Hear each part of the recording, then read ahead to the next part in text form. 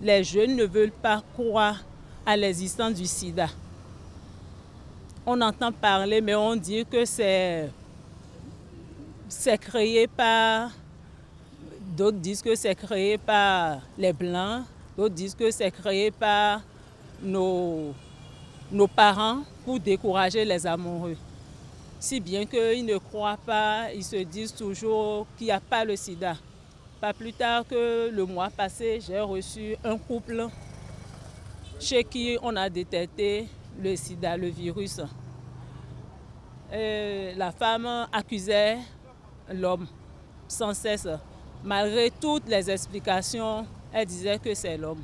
Après, j'ai reçu l'homme seul et il m'avoue que c'est lui.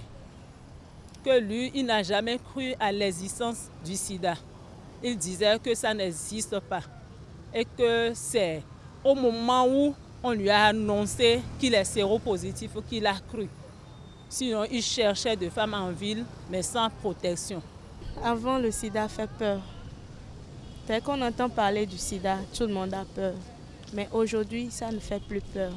Parce qu'il n'y a pas de médicaments pour ça, mais on lutte tellement contre ça qu'on sait que quelqu'un qui vit avec le sida, oui, il est infecté, mais comment s'approcher de lui, comment vivre avec lui, comment rester avec lui pour ne pas être contaminé. Les mesures de sécurité ont été prises. Parmi les élèves, je ne vais pas dire étudiants tout de suite, parmi les élèves, il y en a qui récitent le cours. Ils récitent le cours aux lèvres, mais comprendre réellement ce que ça veut dire, ils ne comprennent pas. Par exemple, il me semble que dans leur cours, on leur parle de contact. Quand on veut parler, excusez-moi, comme c'est un sujet tabou, quand on veut parler de rapport sexuel, on dit contact. On a reçu une fille de 13 ans, enceinte, à qui on a posé la question de savoir si elle n'a jamais entendu parler de sida. Elle dit oui. Vous avez reçu des cours là-dessus? Elle dit oui. Elle récite son cours.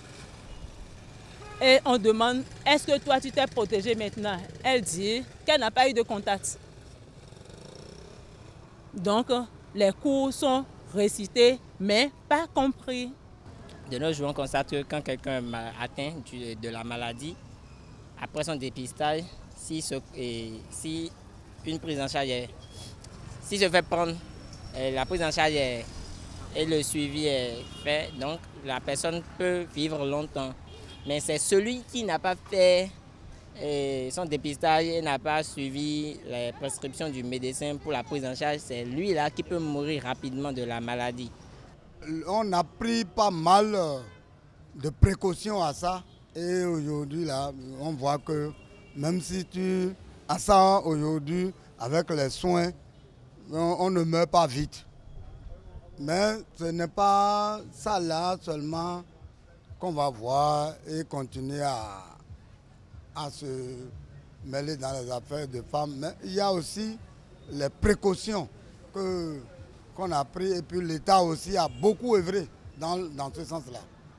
Les jeunes contactés aujourd'hui, ils reconnaissent qu'il y a une maladie qui existe, qu'on appelle le sida, et on a tous peur de cela.